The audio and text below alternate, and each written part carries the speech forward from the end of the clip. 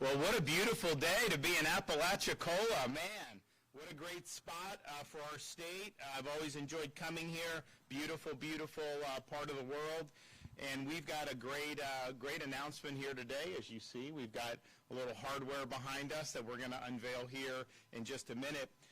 I do want to, welcome everybody. I know we've got a lot of dignitaries from here in Franklin County. Thank you for coming to this. I'm also joined by Florida's fearless Lieutenant Governor, Jay Collins, Green Beret, great guy.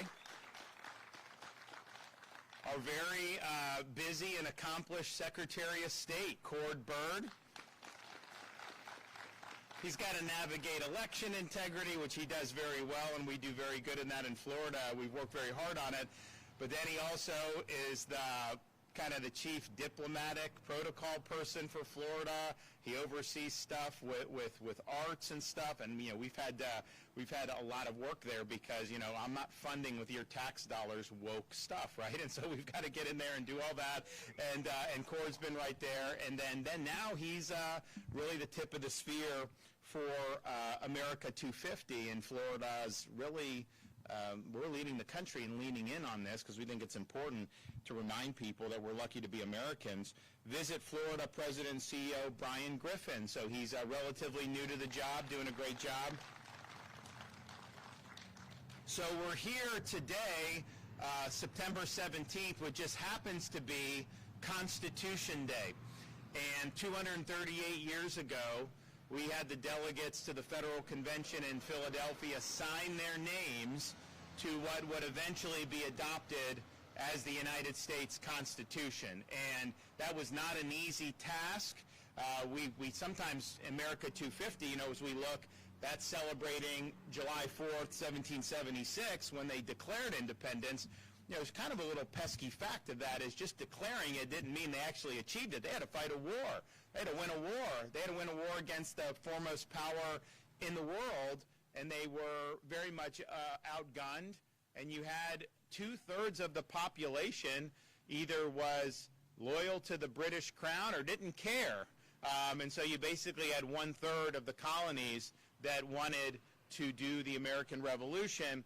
And so they had to fight. There was a lot going on there. You had, after the American Revolution, you had the Articles of Confederation.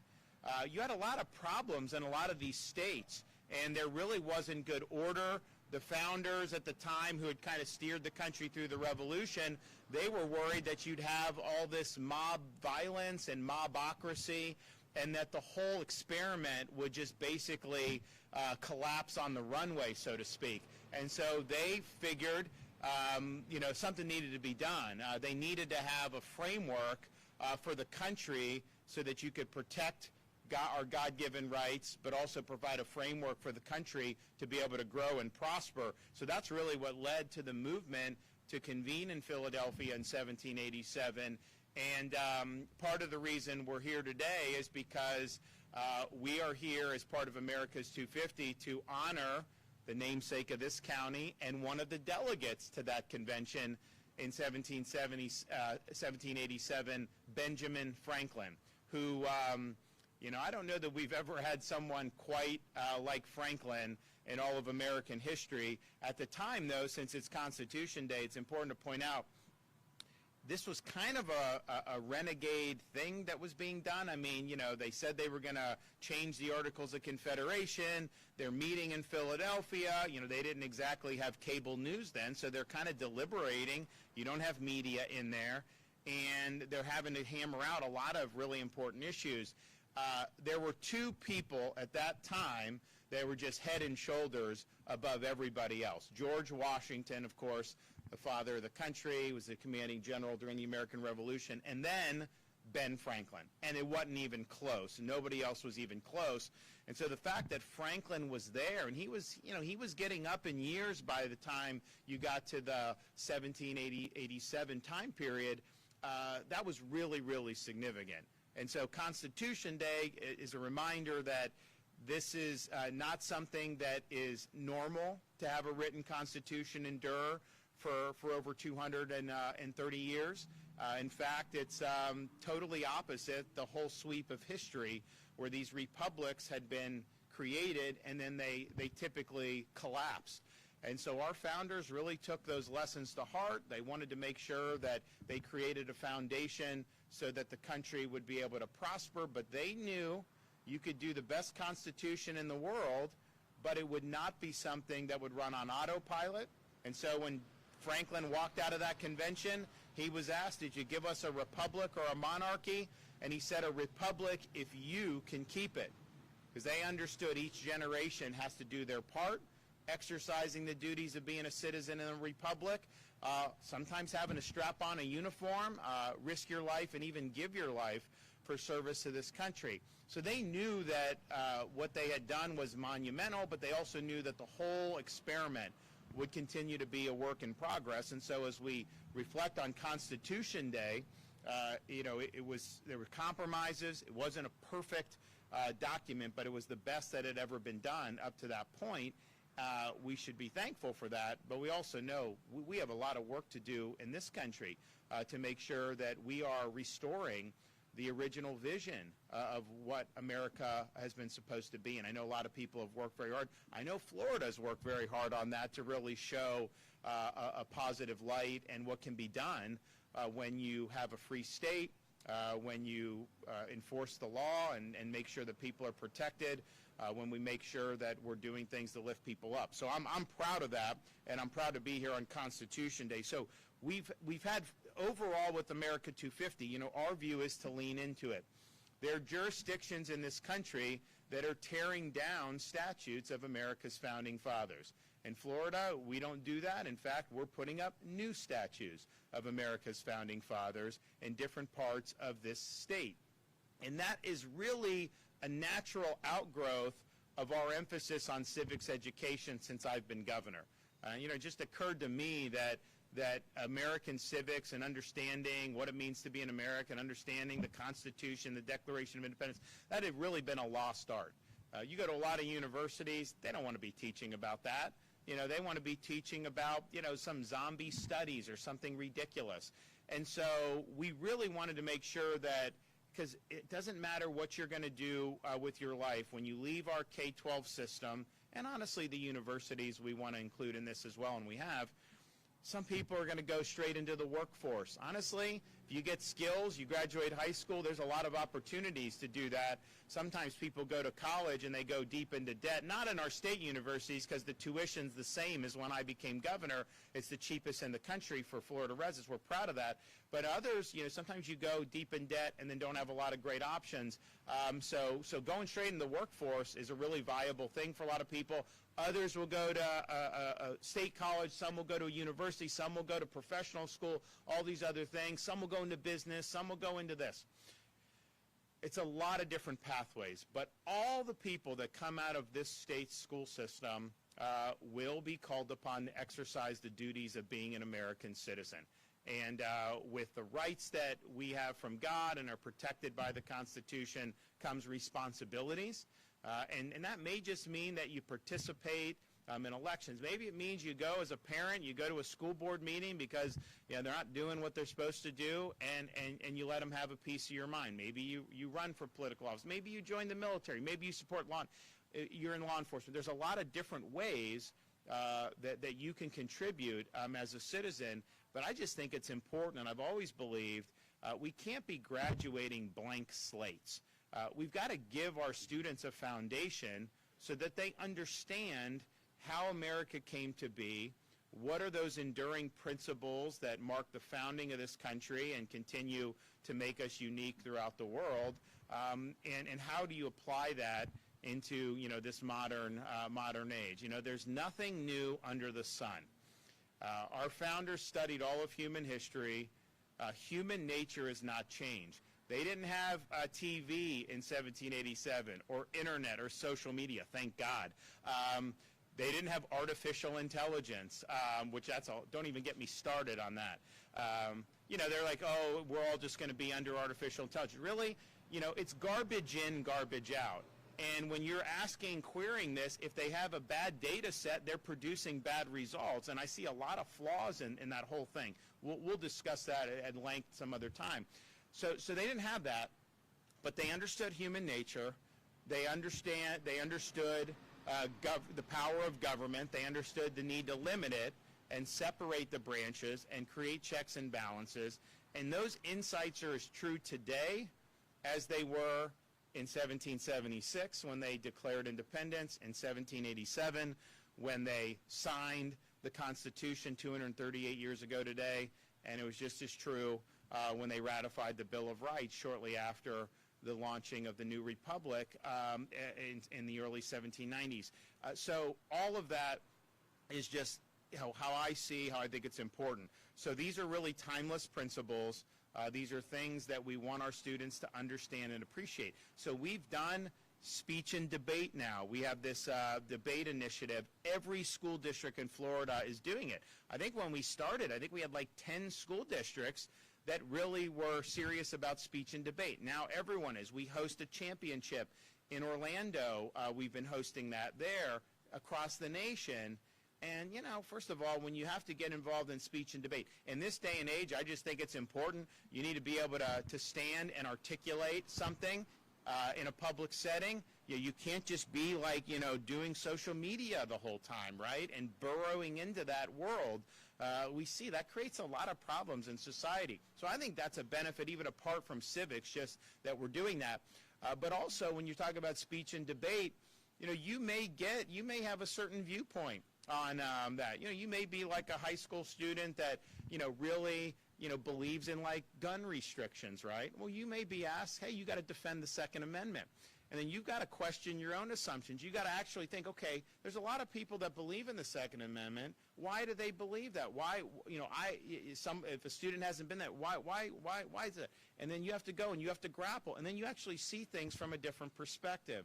So I think it's really valuable. But we also understood, you can say, we got to learn all this stuff. It's so important. We can put money into it. And that's great. But you got to have teachers that really understand and are passionate about this subject as well. So we created a course for teachers, and not just limited to civics teachers, history teachers, English, whoever, where it's a 50-hour course.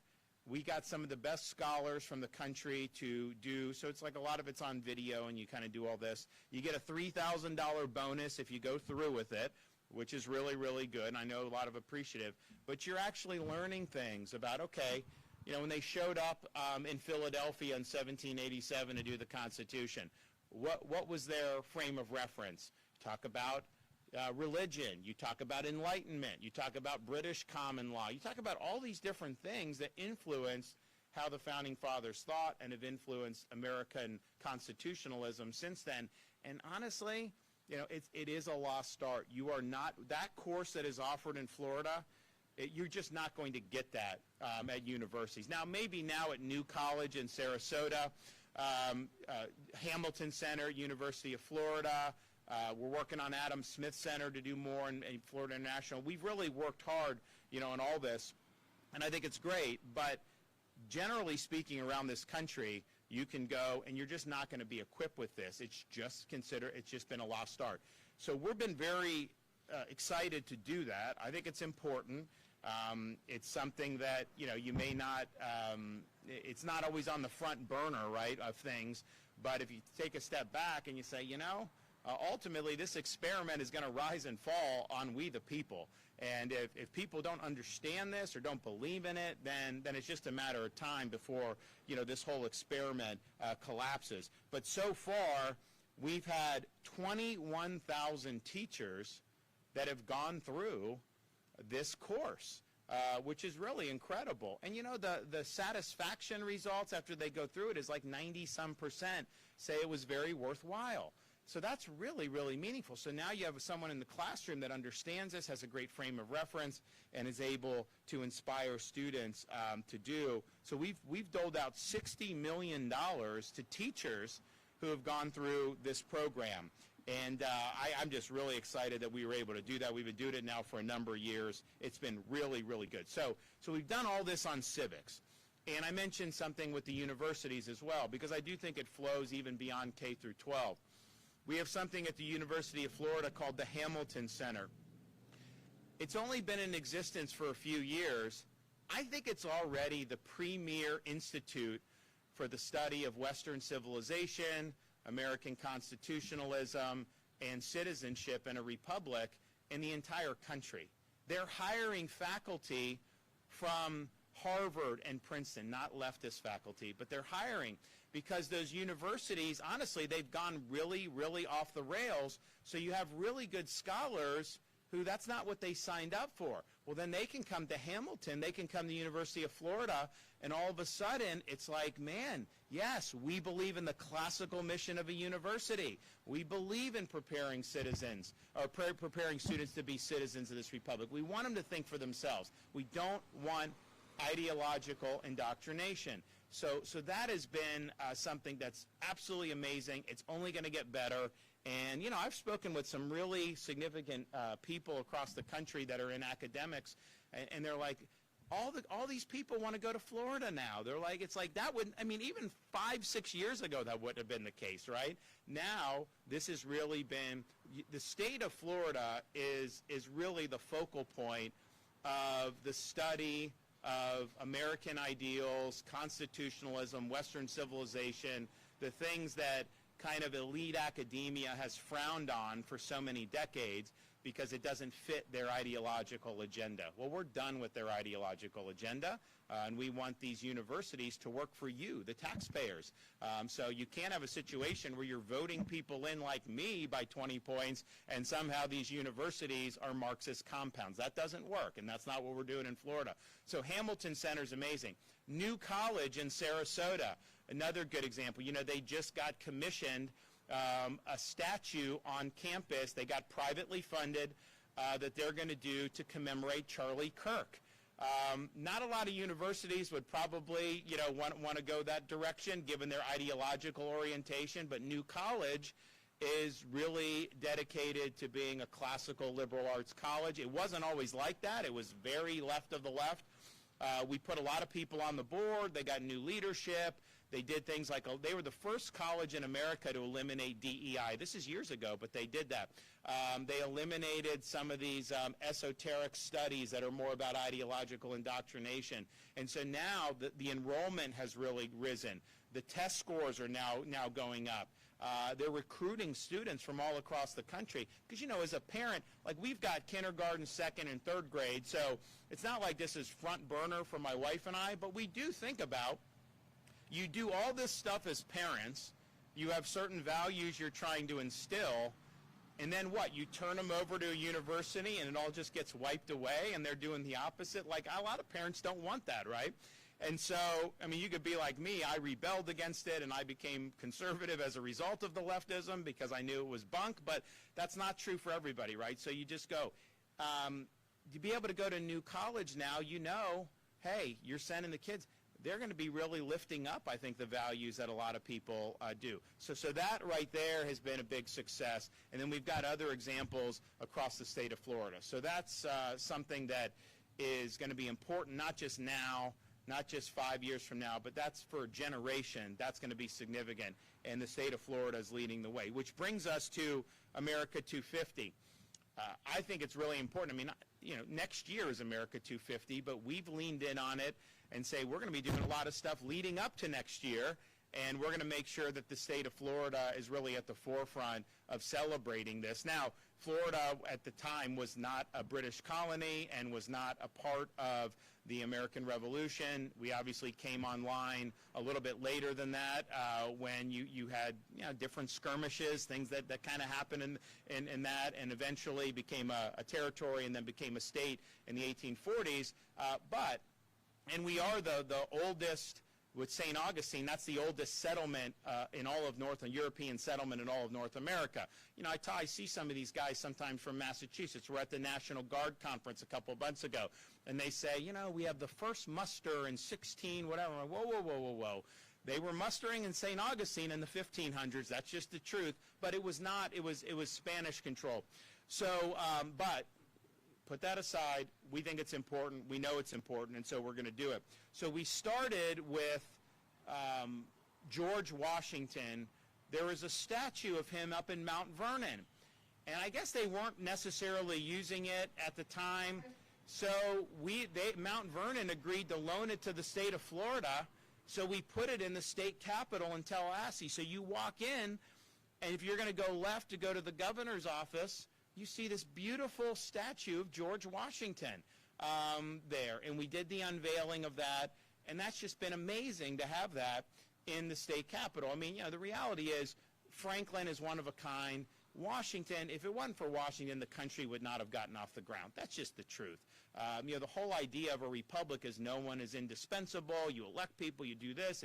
It's more about, you know, we the people, and people can get elected, serve for a short time, whatever. And that's true. Washington's the exception that proves that rule, because without him it wouldn't have happened. So that was so important for us to be able to remind people about that. And, you know, his name has been put on a lot of stuff, Washington, D.C., Washington State, you know, he's on the, you know, $1 bill, all this stuff. Sometimes people just like, it's like, okay, Washington, it's like almost been sterilized when people don't really appreciate, you know, what a unique and an impactful individual he was. So we did that. That was really good. Then we did in Jefferson County, we were able to get a Thomas Jefferson statue. So you have this great statue when you're going up, I think it's the courthouse there in Monticello. You go up and you got TJ just sitting there, you know, he's sitting on a bench or whatnot. Really, really impressive statue. Cord Bird was able to get that done. We're here today, we're going to unveil in a minute Dr. Ben Franklin's statue in Franklin County, which I think is really, really amazing to be able to do. In the hopper, Alexander Hamilton in Hamilton County. We are going to have James Madison in Madison County, and we're even going to go down to the Florida Keys to airmail in a James Monroe statue in Monroe County, which is going to be really, really great. So Ben Franklin. I don't know how he did all the stuff that he did. I mean, like, he's inventing things. He would write books. He was a diplomat, a statesman. I don't know that we've ever had a leader in American history that had such a diversity of accomplishments and achievements as we did with Benjamin Franklin. He was somebody that did Poor Richard's Almanac, a collection of proverbs and rules to live by. He was an inventor. You know, he's flying the kite, you know, with lightning strikes. He's doing things on bifocals. He did a stove. He's doing all these different types of inventions. He founded the University of Pennsylvania in 1749, which is, well, it had been one of the top universities. I mean, recently some of these, the way they behave, it's just different. So he did that. He was very active in the cause of independence, which is significant because he was well known. He was very successful as a colonist. He did not have a bad life. He was taking a huge risk to be agitating for first the redress of grievances, but then ultimately separation from Britain. When they got to the Continental Congress, when they were working on, and Franklin was one of the ones that was working on the Declaration of Independence, you know, he's famous for telling the folks assembled there, and by extension the colonies that they represented, we must all hang together or we surely will hang separately. So when they pledged their lives, fortune, sacred honor, they knew that if they lost, their penalty was guaranteed death. That's what would have happened. They all would have been executed for treason for having signed the Declaration of Independence and fought for American independence from the British colonies. And so he was one of the Committee of Five that drafted and presented the Declaration of Independence. He later, of course, as I mentioned, was at the Constitutional Convention in Philadelphia in 1787. And, you know, that convention was not easy, you know, because you had populous states that just wanted representation to be by population. You had smaller states that said, no, we want states represented. We were a confederation of states. It's not about just individual population. So that was like almost insurmountable. That's why they created the House, which is population, and the Senate, 2 senators for each state. It's called the Great Compromise. They had to hammer out a bunch of other stuff. I mean, just having an executive, they rebelled against a king. What, you're going to create a single executive? Is that going to be someone that's going to be too powerful? So they had to debate all these different things. And it really didn't go well for most of the convention. And so at one point in the convention, Franklin stands up, and obviously he commanded respect just because of how accomplished he had been, but he was also known as more of a rationalist, more of a deist. You had a lot of religious influence during the Revolution, but Franklin was not considered one of those people. So he stands up and he says, I'm thinking to myself, how is it that we have not appealed to the Father of Lights to illuminate our understanding? And so he requested that they all engage in a prayer to be able to ask God to help them make it through the convention. And, sometimes that's pointed to that, well, Franklin may have had a reputation as a deist, but, there he is wanting to appeal to God. Others say, well, that the convention must have been in dire straits if even Franklin is saying, we need to appeal with prayer, because that was not like him. So they did it, they came together, and they eventually hammered it out. And he said towards the end, so they're signing it, so this would have been September 17th of 1787, and they're signing it, and George Washington was the president of the Constitutional Convention. He was sitting at the front, and Franklin stood up, and Washington had a chair that he sat on, and at the top of the chair there was like half of a sun. And Franklin said, I've been looking throughout the course of the convention to try to figure out the sun on the back of Washington's chair, is that a rising sun or is that a setting sun? And he's like, now I have no doubt with the adoption of this Constitution, or the proposal of the Constitution, that's a rising sun, not a setting sun. It signifies the rising of a young republic that would eventually be the envy of the world. And sure enough, it got ratified, and the rest is history. During the Revolution, though, so he was kind of back in the States then, he was out as a diplomat. In Britain, he was there for a time. He was in France. He was legendary for his carousing in France. I mean, he had a lot of fun in Paris when he was doing it. I don't even want to know the details of that, but he was definitely somebody that enjoyed life. So he was doing that, but U.S. probably wouldn't have won the American Revolution if it wasn't for France coming in and helping at the end. And really, that was Franklin that really set the stage for that. So a remarkable success as a diplomat, in addition to being a domestic statesman. And he's also just somebody that you read Poor Richard's Almanac, you read a history of his quotes, they ring as true today as they did back then. I have a couple favorites of Ben, and these are things that I think if you watch how we kind of run things, you could see we take these to heart. One of the things he said is, well done is better than well said. And ultimately, that's something that I've certainly tried to live by. Words can be meaningful, but deeds are ultimately the most powerful. Don't tell me what you're going to do. Show me that you're actually going to get it done. And if everyone in elected office stood by what Franklin said, we'd have a lot more productivity around the country than we do now.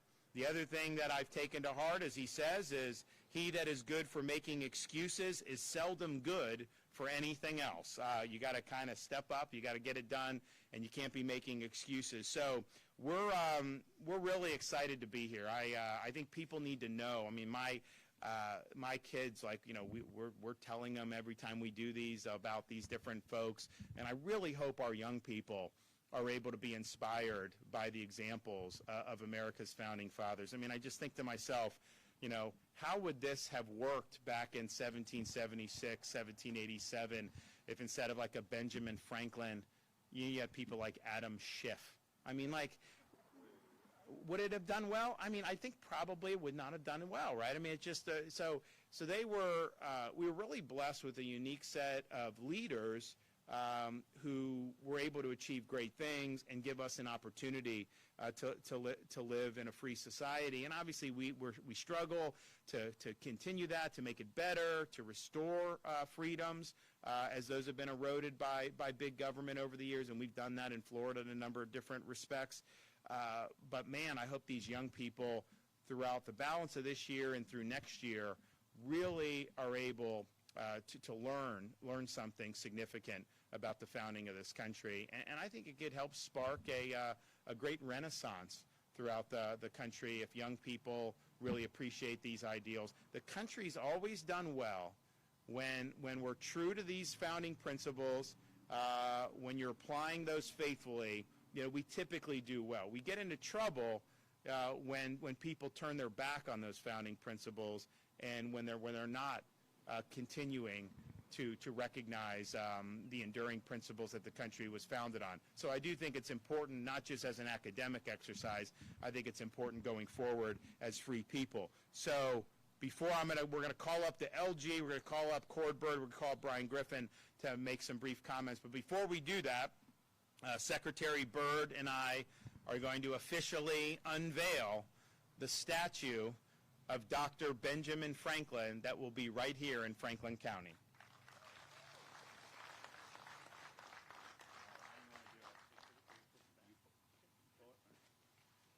There he is.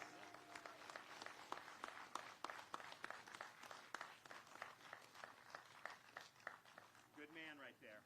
All righty. So we'll start with, so Jay Collins was a Green Beret. I think some of you may have met him already, or you know him, but if you don't, he was a Green Beret for 23 years. He's actually the first person, after serving 18 years, he lost one of his legs, and rather than retire, he became the first person in the history of the Army to re-qualify as a special operator Green Beret on a prosthetic leg, which is not easy to do. And you got to go through the same stuff that they did, everybody else does. And so he's got great experience serving our country in uniform. He's also been operator for a charity that responds to natural disasters, and they have done a lot in Florida. Knock on wood, hopefully we don't need that this hurricane season. So far in the Atlantic, I think there's something out there that's, I think, going to be a fish storm. So we're watching, every day that goes by in September gets us kind of one day closer, but you never know, right? These things can happen very quickly. But he's done that, remarkable. And then even more recently, we were in, when Iran and Israel had the conflict, we had a lot of Floridians that were over in Israel, students that were studying or on tours, church groups that were over there. And there was a frantic, what are we supposed to do? The airport's closed. How are we supposed to get? So we authorized rescue operations through the Florida Division of Emergency Management. We were able to get thousands of people out of Israel. We flew home, many of them, from Cyprus and other places. And so, I was happy to authorize that. But, I'm sitting at a desk signing this in Tallahassee. Jay Collins was then a state senator from Tampa. He flew over to Israel, was on the ground as the ballistic missiles were coming down, personally rescuing people from that conflict and bringing these Floridians home. So I really appreciate what he's done for service, and he's been very strong on achieving major conservative victories, whether that's Second Amendment victories, whether that's banning the Chinese Communist Party from buying land in Florida, which I signed, but he did in the state Senate. These are major, major things that have been really good for the people of Florida. So I present to you Florida's Lieutenant Governor Jay Collins.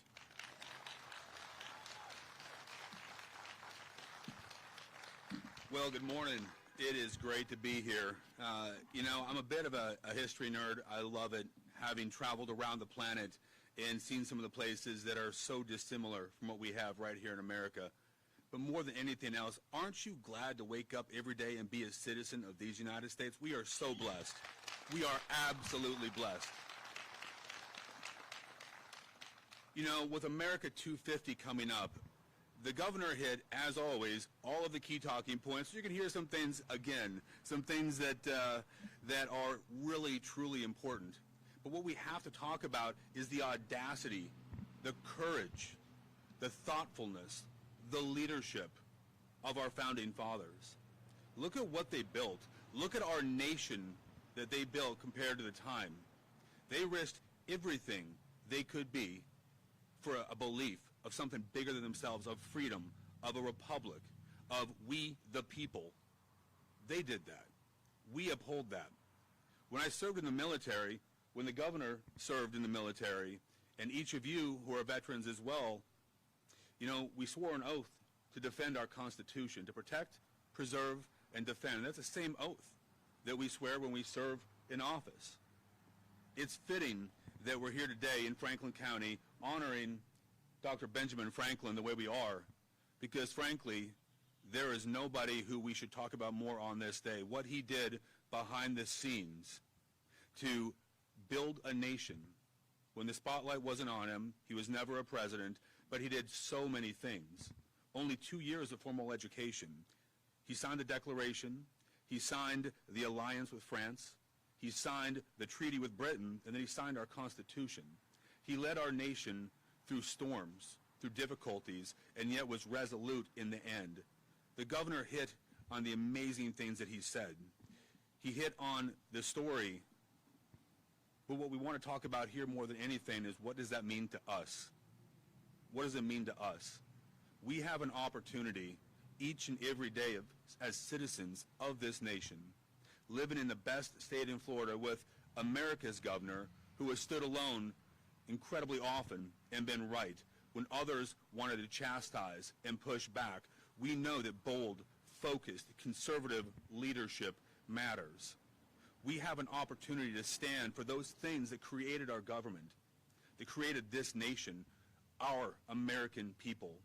You know, it's often said that America just beats to a different drum. You're doggone right we do, because we have our own ideas, our own ideals, our own principles, our values that make us uniquely American, and we are so blessed to have those. So as you go about your day, I ask you to think a little bit about Dr. Benjamin Franklin. I ask you to think a little bit about what our Constitution means, but I ask you to focus more than anything on how do we protect and preserve this just the way our forefathers did. Our founding fathers built it, they handed it to us, and we have to do the same thing for our children. Thank you for what you do. Thank you for being here today. God bless each of you, and God bless these United States. Okay, and now, kind of navigating us through the 250. So, part of the thing, it's sad that there's other states that are like tearing down statutes or mothballing them. The flip side of that is we're embracing it, and so we can get these things on discount. We're getting them like they're not using them, so Cord Bird is out there, getting all these statutes, getting everything lined up, and we've got. I know I saw the James Monroe one that they're working to bring down here. We had, I think, a little complications with Alexander Hamilton, but I think that's going to be good. I think Madison's in the hopper as well. And, we're going to do all the namesakes for the counties, but we're not going to stop there. We definitely want to be able to do more in other parts of the state of Florida. And, there may be some jurisdictions that, may not embrace a founding father as much as like here in Franklin County would, but that's okay. We want to make sure that everyone's got a chance to learn about this, and it's really important. So I appreciate all the work he's done on this project as well as so many other things, ensuring, we don't even talk about in Florida these elections anymore because we have the results in like an hour, and like everyone says, why can't all the other states be like Florida? That didn't used to be the case in Florida. And so we've done a lot over the years, legislation. I've removed election officials who didn't do a good job and all this, but on the day-to-day, Secretary of State's office, they're pushing through what needs to be done to make sure that we have strong election integrity in Florida, and we do have the best in the country. So, Secretary of State, Cord Bird, you're up. Good morning, Governor, Lieutenant Governor, citizens of Franklin County. Happy Constitution Day. Today on National Constitution Day and Citizenship Day, we commemorate the signing of the U.S. Constitution on September 17, 1787. Benjamin Franklin, one of our most distinguished founding fathers, played a significant role in the Constitution, so it is fitting that we unveil his statue on this day. Before the Revolution, he was a renowned author, inventor, scientist, and civic leader, a brilliant thinker. The founding fathers trusted him at key moments in our history. In my office, I have a picture hanging that shows Franklin and Jefferson and Hamilton writing the Constitution, and that is a reminder every day of what those men went through and what they did to give us what we have today. Franklin helped draft the Declaration of Independence, secure a military alliance with France, and negotiate the Treaty of Paris, which ended the war with Great Britain. In all his accomplishments, Benjamin Franklin embodied the virtues of hard work, enterprise, ingenuity, virtues which have characterized America's rise as the most dynamic and innovative nation in the world. And the governor mentioned Franklin's wit and wisdom immortalized in his publication, Poor Richard's Almanac. That spirit is alive and well in Florida, where we honor the past and celebrate those who laid this foundation. In dedicating this statue, we not only recognize Benjamin Franklin's greatness, but the greatness of the nation he helped to build. As chair of the American 250 Florida Advisory Commission, I'm proud to lead our state's America 250 celebration, and this ceremony is part of that celebration. The commission is planning events in all 67 counties leading up to and throughout 2026. We're engaging as many citizens and visitors as possible to educate our children about America 250 and the events and the people that have made our country great. I'm grateful for the leadership of the governor for his unwavering commitment to preserving American history and ensuring Florida leads the way in celebrating our nation's founding principles. And Governor, I never see you as excited as when we do this because he's such a student of American history. I can tell. I mean, you just riff on it, and it's very it's inspiring. And I hope that we can all aspire to that level of knowledge of our country. I want to recognize the Department of State's Division of Historical Resources, who played an important role in acquiring the statue and working with Franklin County Coordinator Michael Marone on the logistics of bringing this important symbol of to Apalachicola. And I also want to recognize Heather Riley, the Supervisor of Elections here. Oh, where's Heather? Oh, there she is, who's doing a wonderful job as doing her constitutional job and ensuring elections in Franklin County. I want to thank the Department of Transportation for their assistance in building the concrete pedestal on which the statue is mounted and transporting the statue to this location. Also want to recognize the Museum of Florida's History, Design, and Fabrication Shop for working with the county and their expertise in getting the statue involved here at the courthouse. These things weigh thousands of pounds, and it's not an easy task to get them here, so they do a wonderful job. And finally, as we prepare to celebrate America's birthday this year and next, let's take a moment to appreciate Benjamin Franklin and all the founding fathers who risked their lives for the cause of freedom. I also encourage you to stay tuned for a slate of America 250 Florida celebrations being held across the state in the coming year that will be family-friendly, patriotic, and educational events celebrating the birth of the greatest nation in the world. And I'll leave you finally with a quote from Benjamin Franklin on the Constitution. He said, "The Constitution only guarantees the American people the right to pursue happiness. You have to catch it for yourself." And in Florida, under the governor's leadership, millions of Floridians are out every day catching happiness. Thank you. Happy Constitution Day.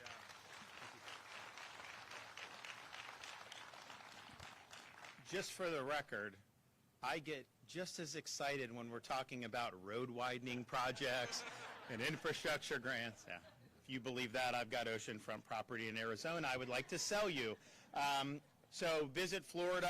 C. O'Brien had worked in our office for a number of years, and it's an important thing to kind of parrot Florida's virtues to folks. We've got, they said like no one was going to come this year for whatever political reasons. We've had these left-wing groups have done boycotts on Florida for years now, certainly since I've been governor, and I think every time they do it, we set another tourism record. And so we're doing very good. We have that.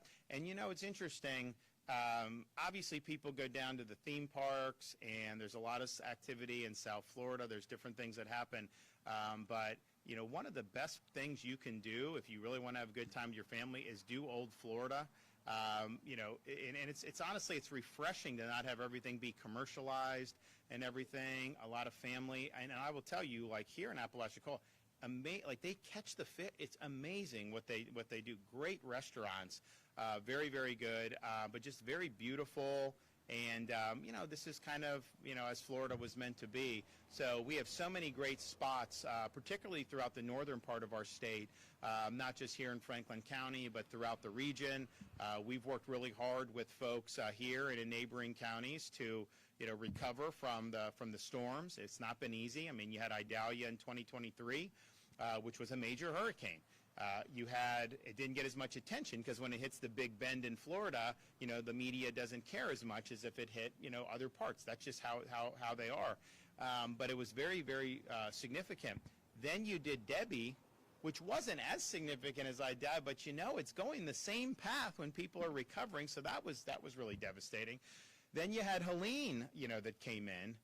Milton did turn and went further south on that. But, that's a pretty significant string of events, and we're hoping that we get a respite. We had 10 years from 2006 to 2016 where there were no hurricanes in Florida that hit, and then we've had 6 majors in the last 7 years, so these things kind of go in. But we've been really supportive of helping out with the response, initially and then continuing to do it. And, you can count on me to do it. Hopefully we don't have to do for any new storms, and we can just kind of focus on the ones that have happened. But I do know that this is a great part of the state, and I know more and more people see that. So Visit Florida President and CEO Brian Griffin. Thank you. Well, thank you, Governor, and good morning, everyone. I'm Brian Griffin, President and CEO of Visit Florida, which is our state's tourism entity. Happy Constitution Day. Indeed, Florida is the #1 tourist destination in America, and we're proud of that. But we're here to honor one of America's most remarkable founding fathers.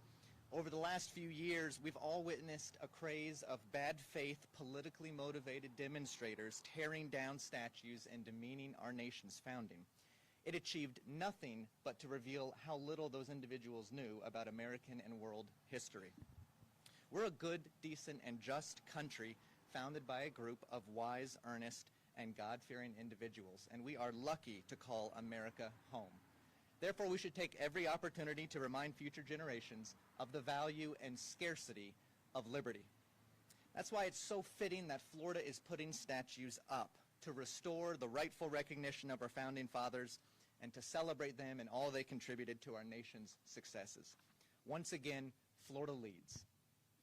Benjamin Franklin was, in particular, a man of many talents: a printer, a scientist, an inventor, a diplomat, and a statesman whose brilliance helped to shape the United States. At just 15, Benjamin Franklin was already publishing essays under a pseudonym, outwitting Boston's literary elite. And among his many contributions to science and industry, he charted the Gulf Stream, aiding transatlantic voyages, which is an endeavor that particularly resonates here in Florida, where our currents draw visitors from across the globe. His ingenuity gave us the lightning rod, bifocals, even swimming fins, important to Floridians, and his work as a publisher developed effective political commentary that shaped the Revolution.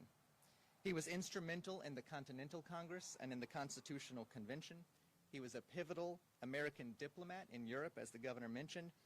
He was an accomplished writer, and he was a man that lived by values. When he returned from his first trip from London, he sat down and wrote down, he was in his 20s, a list of values that he wanted to live by, honesty among them. And that's just so rare and important and speaks to the Founding Fathers, speaks to him. As a signer of both the Declaration of Independence and the Constitution, Franklin's courage bolstered others in the fight for our country's independence. A contemporary of Benjamin Franklin said, "He snatched lightning from the sky and scepters from the hands of tyrants." Here in Franklin County, Florida, named in his honor, this statue will be a beacon of that legacy. It invites us to reflect on America's founding and our experiment in self-governance. And as we near 250 years of independence, Florida is the perfect place to celebrate this milestone. From the streets of St. Augustine to historic Tampa, from the Panhandle to the Keys to right here in Franklin County, Florida's history and contributions to the Republic are numerous. That's why Visit Florida, partnering with the Governor's Office, the Department of State, and many other state leaders, will be working tirelessly to make Florida the destination of choice for those celebrating America's semi-quincentennial. When I took the helm at Visit Florida not long ago in August, one of my first meetings was an annual conference that gathered all of the heads of America's state tourism agencies. And I have to admit, I threw down the gauntlet with Massachusetts and Pennsylvania and some of the other traditional 13 colony states. I told them that Florida intended to give them a run for their money in hosting the biggest state celebration of America's 250 next year. We are all in. We will highlight historic sites around this state, patriotic events, and Florida's contribution to our nation. You can pick up driving tour maps and other 250th materials at Florida's Welcome Centers, and follow along and stay tuned on social, and you can go to america250fl.com where all of this will be located for your convenience. So come explore our state's rich history, reflect on our founding fathers and monuments across the state such as this one, and discover why Florida is a perfect destination to honor our nation's past and its future. Thank you, Franklin County, for hosting this historic moment. Thank you to Governor DeSantis for having the courage and commitment to rightly honor our country through monuments such as this. And thank you, Benjamin Franklin, for your contributions to our republic.